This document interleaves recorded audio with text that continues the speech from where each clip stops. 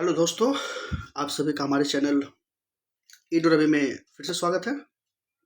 मैं माफ़ी चाहता हूँ आप सभी से कि मैं काफ़ी दिनों के बाद मैं फिर से अपना चैनल पे अपडेट किया हूँ, तो इसके लिए माफ़ी चाहता हूँ सभी से। और कुछ मजबूरियाँ थी जिसकी वजह से आप लोगों का वीडियो यूट्यूब पे नहीं आ रहा था, लेकिन आज से कोशिश करूँगा कि डेली कम से कम 2-3 वीडियो जाए। और हमने उस वीडियो जब डाल रहा था उस दौरान हमने एक वादा किया था कि हम अभी आपका बीपीएससी एईडीओ और भी जैसे बीपीएससी एईडीओ हो गया, बीएसएससी सीजीएल हो गया, उसके अलावा बीपीएससी टीआरई 4 हो गया। तो आप सभी को पता है ना कि इस सभी में करंट अफेयर्स का कितना अहम रोल है, ठीक है। और बीपीएससी का फेवरेट टॉपिक कुछ है जहाँ से बीपीएससी हर साल क्वेश्चन रिपीट करती ही हैं और पूछती ही हैं। तो मैं आज उसी टॉपिक में से एक टॉपिक लेकर आया हूँ और उस टॉपिक का नाम है आपका आर्थिक सर्वेक्षण, ठीक है। और ये टॉपिक आपका बीपीएससी का बहुत ही फेवरेट टॉपिक है। आप कोई भी एग्जाम होगा तो आप उसको देखिएगा, यहाँ से बीपीएससी क्वेश्चन 1-2 क्वेश्चन पूछता ही है, ठीक है। तो आपको यहाँ से कम 1 और 2 नंबर का आपका हो जाएगा, ठीक है। तो चलिए ज़्यादा समय बर्बाद न करें, आगे हम अपने वीडियो पे आएँ। और मैं आपसे एक अनुरोध करूंगा कि हमारे चैनल ईड रवि को सब्सक्राइब कर लें और बेल आइकन का घंटी बजा लें, ताकि जो भी इन्फॉर्मेशन जाए तो सबसे पहले आप लोगों के पास आए। देखिए स्टडी का मतलब होता है ना कि जो टॉपिक पढ़ रहे हैं ना, जैसे मान लें कोई भी टॉपिक पढ़ रहे हैं, तो मान लें कि टॉपिक हम थ्योरी पढ़ रहे हैं ना उसका, तो आपके पास एक एबिलिटी होना चाहिए कि उस थ्योरी से ऑब्जेक्टिव निकालें, एमसीक्यू क्वेश्चन। क्योंकि एमसीक्यू दूसरे का दिया हुआ एमसीक्यू जो क्वेश्चन होता है ना, वो क्वेश्चन की बात नहीं कर रहा हूँ, हम ये क्वेश्चन की बात करते हैं कि भाई कोई भी चीज़ पढ़िए तो उसमें आप अपना से एमसीक्यू निकालने की कोशिश कीजिए, ठीक है। तो हम अभी जब आर्थिक सर्वेक्षण जब पूरा पढ़ लेंगे हम, तो मैं आपको बताऊंगा कि क्वेश्चन कैसे निकाला जाता है, ठीक है, और कहाँ से बीपीएससी क्वेश्चन पूछ सकती है, और कौन कौन इंपॉर्टेंट फैक्ट होगा और कौन कौन इंपॉर्टेंट पॉइंट होगा जो आपको याद रखना है, उसको देखना है, ठीक है। चलिए तो स्टार्ट करते हैं। चलिए टॉपिक है आर्थिक सर्वेक्षण 24-25 की बात करते हैं। तो सबसे पहले तो यही डेट याद रखिएगा कि ये आर्थिक सर्वेक्षण वित्त मंत्री के द्वारा कब पेश किया गया था। तो याद रखिएगा 31 जनवरी 2025 को कब किया गया था। 31 जनवरी 2025 को केंद्रीय मंत्री, आपको पता है ना कि केंद्रीय वित्त मंत्री कौन है, निर्मला सीतारमण है, द्वारा आर्थिक सर्वेक्षण 24-25 को संसद में पेश किया। सर्वेक्षण को 13 अध्यायों में विभाजित किया गया था और इन अध्यायों के मुख्य बिंदु इस प्रकार हैं। जैसे जब कोई भी आपका सर्वेक्षण आता है, कोई भी बजट हो या कुछ भी हो, तो वो चैप्टर बाय चैप्टर होता है, ठीक है, अध्याय बाय अध्याय होता है।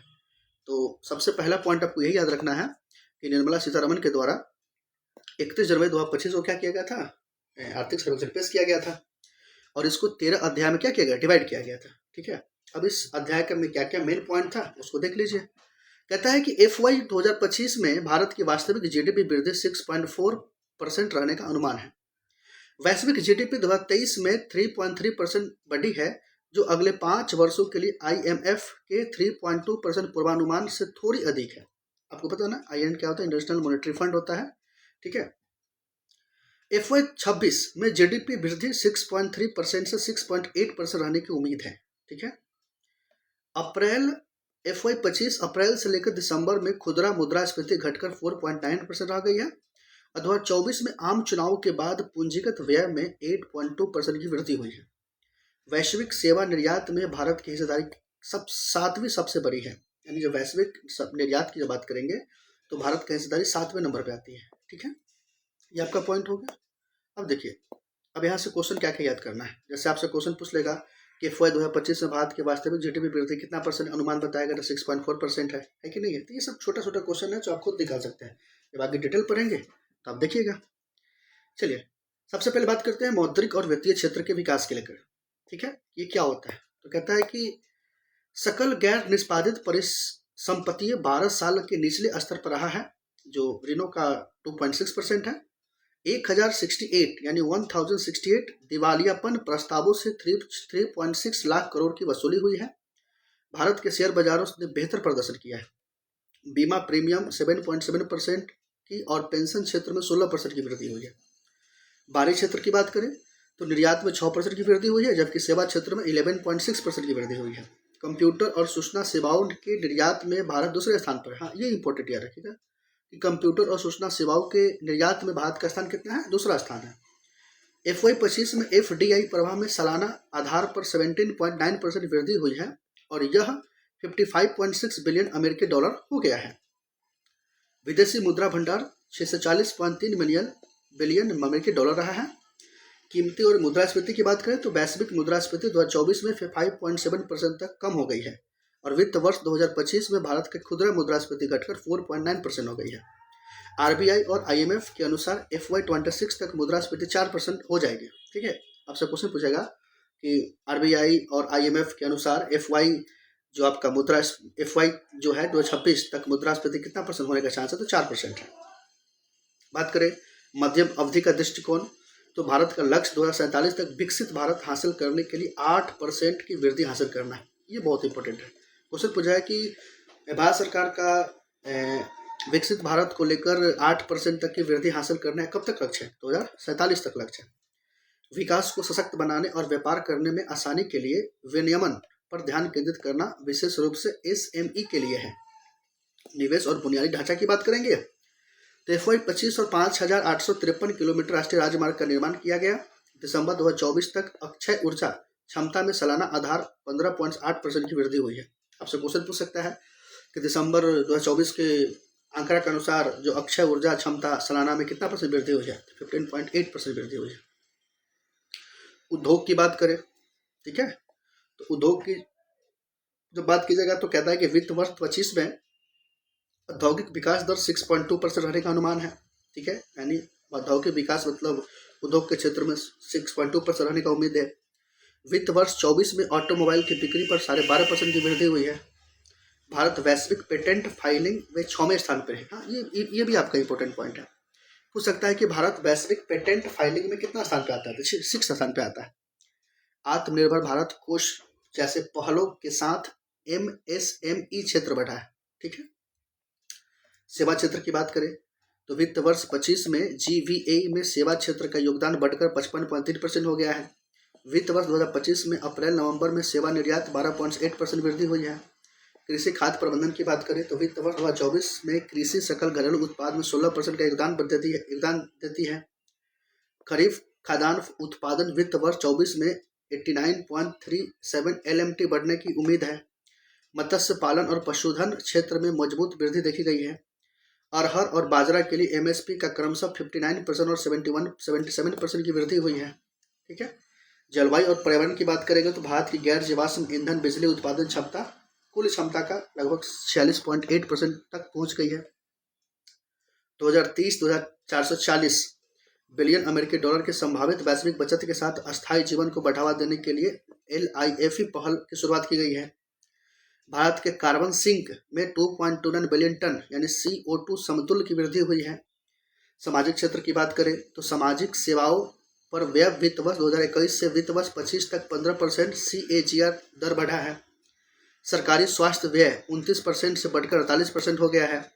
आयुष्मान भारत ने 1.25 लाख करोड़ से अधिक की बचत की है। रोजगार और कौशल विकास की बात करें तो वित्त वर्ष 2024 में बेरोजगारी दर घटकर 3.2% रह गई है। तो बताइए, तो भाई सरासर गलत बात है कि कैसे बोल सकते हैं कि वित्त वर्ष 24 में बेरोजगारी दर घटकर 3.2% रह गई है। बेरोजगारी का तो ये आलम इतना ज़्यादा है कि क्या ही बोला जाए। पता नहीं गवर्नमेंट इसको किस नज़र से देखती है, भगवान जाने। चलिए वो सब छोड़िए, वो सब पॉलिटिकल मुद्दा है, ज़्यादा इस पर बहस नहीं करनी चाहिए। आते हैं नेक्स्ट। डिजिटल अर्थव्यवस्था और नवीकरणीय ऊर्जा जैसे उभरते क्षेत्र रोजगार के अवसर प्रदान करते हैं। हाँ देखो, ये थोड़ा सा तो ठीक भी है कि मतलब डिजिटल अर्थव्यवस्था और नवीकरणीय ऊर्जा के क्षेत्र में रोजगार उत्पन्न हो रहा है। ठीक है, रोजगार की बात बोला है, गवर्नमेंट जॉब की बात नहीं की है। रोजगार और नौकरी अलग चीज़ है। पिछले 6 वर्षों में EPFO पेरोल में वृद्धि दोगुनी हो गई है। AI युग और श्रम की बात करें, आर्टिफिशियल इंटेलिजेंस की बात करें तो भारत की युवा तकनीकी प्रेमी आबादी उत्पादकता बढ़ाने के लिए AI का लाभ उठाने के लिए तैयार है। AI के सामाजिक प्रभाव को प्रबंधित करने के लिए सरकार, निजी क्षेत्र और शिक्षाविदों के बीच सहयोग महत्वपूर्ण है। तो यही सब आपका था आर्थिक सर्वेक्षण के बारे में कि एक बार आर्थिक सर्वेक्षण क्या हो जाएगा, यानी 2024-25 में गवर्नमेंट के द्वारा जो काम किया गया है उसी का सर्वेक्षण किया गया है कि हमने जो अनुमान लगाया था इतना % वृद्धि का, इतना % वृद्धि हुआ, यही सब था। तो मुझे आशा है कि इसको 1-2 बार वीडियो देखिएगा तो कहीं ना कहीं आपका कवर हो जाएगा। और यहाँ से 2 क्वेश्चन पूछता है और मैं यहीं पे वीडियो को एंड करता हूँ। और मैं बता दूँ कि अपना चैनल हीरो रवि है, इसको सब्सक्राइब कर लीजिएगा और बेल आइकन घंटी बजा दीजिएगा, क्योंकि अभी लगातार वीडियो आती रहेगी। ठीक है, आप लोग हमें कमेंट कर सकते हैं कि इस नेक्स्ट वीडियो किस चीज़ का बना। जैसे आर्थिक सर्वेक्षण हो गया तो मैं सोच रहा हूँ केंद्रीय बजट 2025-26 की बात कर लेते हैं, क्योंकि यहाँ सभी क्वेश्चन आता है। तो आपका हो सकता है कि नेक्स्ट वीडियो आर्थिक सर्वेक्षण के जस्ट बाद आपका केंद्रीय बजट पेश होता है, तो मैं नेक्स्ट वीडियो में जब आऊँगा तो केंद्रीय बजट से बना लूँगा। उसके बाद केंद्र सरकार की योजना हो गया, आपका राज्य सरकार की योजना हो गया, विज्ञान प्रौद्योगिकी हो गया, रक्षा के क्षेत्र में अंतरिक्ष प्रौद्योगिकी हो गया, पर्यावरण हो गया, राष्ट्रीय खेल पुरस्कार 24 की बात करें, पुरस्कार पद्म पुरस्कार की बात करें, ये भी बहुत इंपॉर्टेंट हो जाता है। उसके बाद बहुत सारा आपका है, तो लगभग टोटल 39 टॉपिक है। तो 39 टॉपिक यदि एक दिन में 2-3 वीडियो बनाएंगे तो कोशिश करेंगे कि ये 20 दिन में सर आपका कवर कर देंगे। ठीक है, और कोशिश करेंगे कि इसमें जो टॉपिक ले जहाँ से डायरेक्ट क्वेश्चन एग्जाम में पूछी जाती है, कि ज़्यादा लंबा वीडियो भी नहीं होगा और आप कोई भी काम कर रहे हैं, जैसे खाना बना रहे हैं, खाना खा रहे हैं, कहीं भी हैं, तो कान में ईयरफोन लगाइए और एक बार क्विक रिवीजन कर सकते हैं। तो आप सभी से मैं इजाज़त चाहता हूँ, आज के लिए इतना ही। फिर मिलते हैं अगले वीडियो में, तब तक का इंतजार कीजिए। थैंक यू, धन्यवाद, नमस्कार।